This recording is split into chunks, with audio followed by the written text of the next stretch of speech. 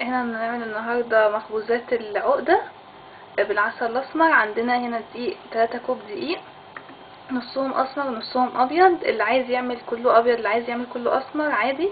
عندنا هنا ربع كوباية زيت، ربع كوباية عسل اسمر، بيضاية واكيد عليها فانيليا، معلقة صغيرة سكر، معلقة كبيرة خميرة فورية. وهنبتدي ان شاء الله. ادي هنا عندنا الدقيق. اول حاجة هنحط الزيت وهنحط السكر، نقلبهم كويس لغاية لما الزيت يبقى مع الدقيق شبه المبلول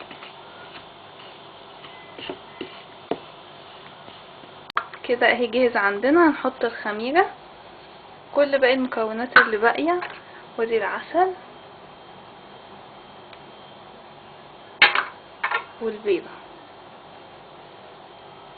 ونقلب كويس لغاية لما يتماسكوا.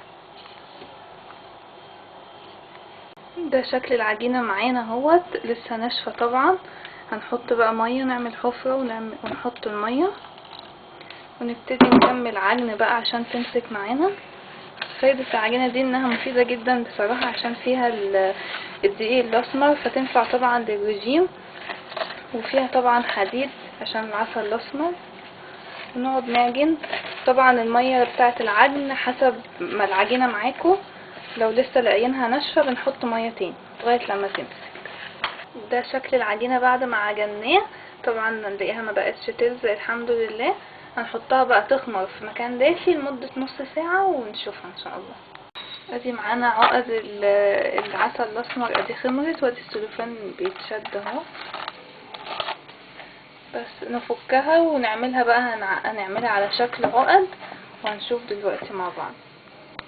ودي عندنا هنا هنعجنها، نعملها الاول دايرة وبعد كده بنعملها زي الصوابع كده، عواميل.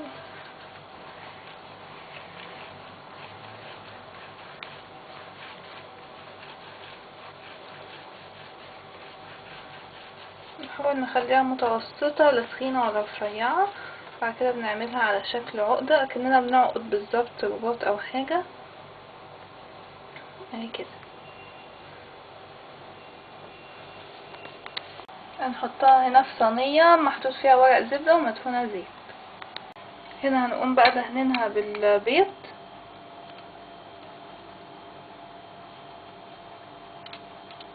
ندهنها كويس بحيث البيض بيساعد انها تحمر.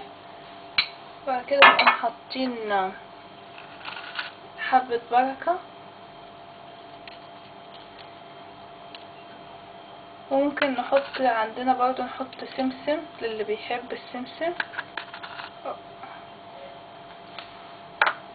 طبعا نعمل واحدة كمان بالسمسم.